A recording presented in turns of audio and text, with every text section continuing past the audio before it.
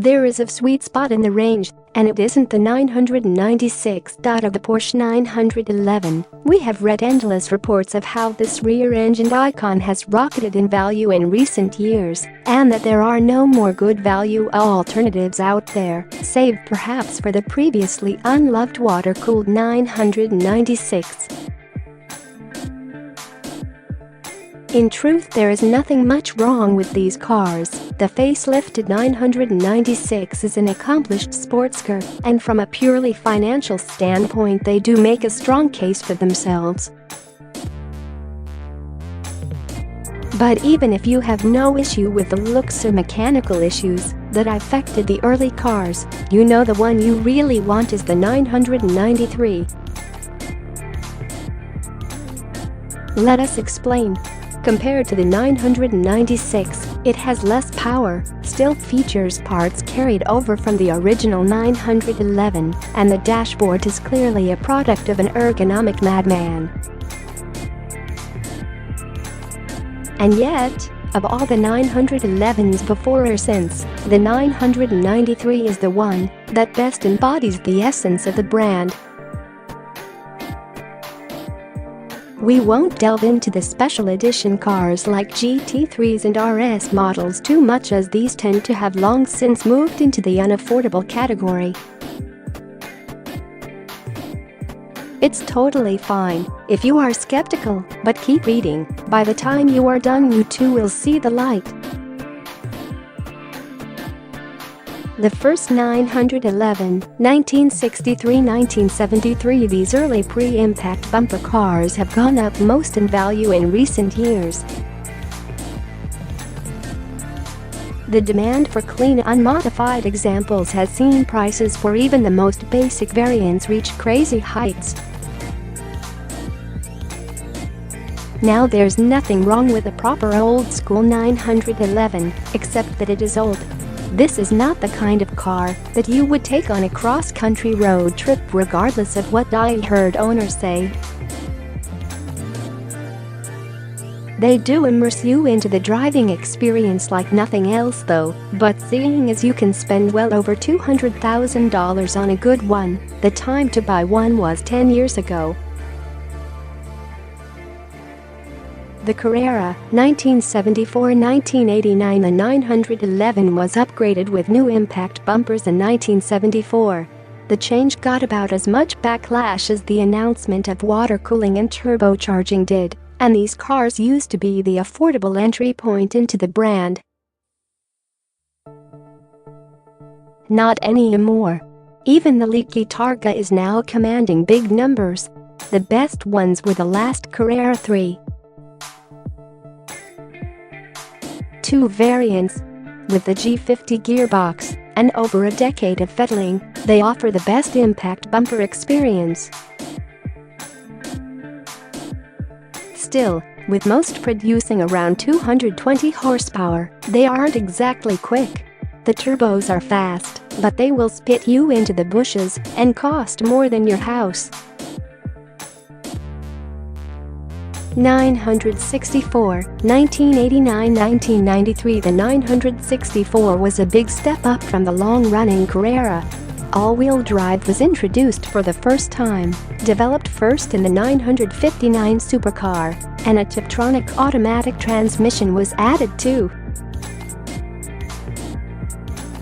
The engine was upgraded with a 250 horsepower 3.6-liter flat six, enough to get you to 60 miles per hour in 5 seconds. Good Carrera 2s and 4s start at $50,000. Convertibles and Tiptronics are usually a bit cheaper. The 964 is a decent modern classic. Its biggest issue is that it is priced too closely to the superior 993. Many also end up as retro mods. That said, the Carrera RS is awesome but massively overpriced. 996 and 997, 1998-2012. The 996 has received a lot of attention lately. At first it was because issues with the IMS shaft and RMS seals had caused some catastrophic engine failures.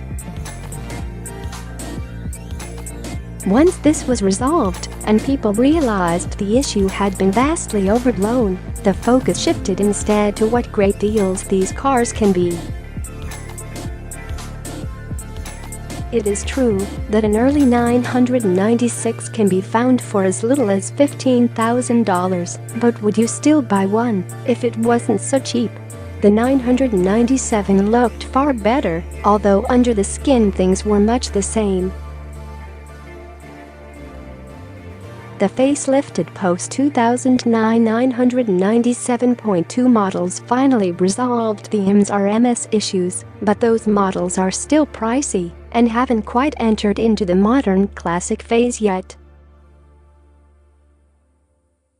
The modern era 991 2012 on the latest 911s are from another planet when it comes to handling and performance. The turbocharged engines are lag-free and provide huge lumps of torque at virtually any engine speed.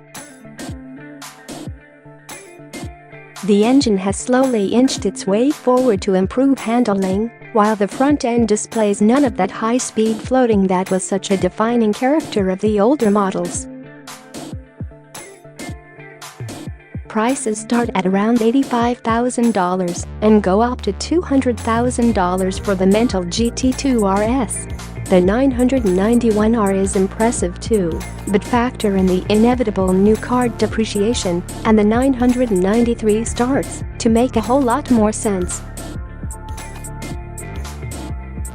993, 1994, 1998. So, to our preferred choice. Looks are a subjective thing, but there is something just right about the 993's proportions. It also has just the right amount of power to keep you entertained. Early cars had 268 horsepower, which rose to 281 horsepower from 1996 on with the addition of the Variacom system. A new multi-link rear suspension also further reduced any tail-happy tendencies. Look hard enough, and there are still some very decent, clean 993s out there for under $50,000.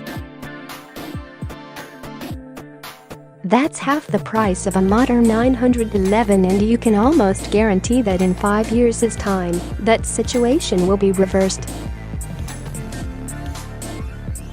So, to that conclusion, there may be cheaper, faster and more practical 911s out there, but when taken as an overall package, the 993 is currently occupying that sweet spot that few classic cars achieve. It appeals to traditionalist air-cooled fans while still being modern enough to be desirable to younger car fans too. Turbo and RS models are targeted at wealthy collectors, but the base Carrera, especially in RWD manual form, is as sweet as ever. As an investment, driving tool and piece of automotive history, there surely can't be anything else out there that can compete with a superb 993.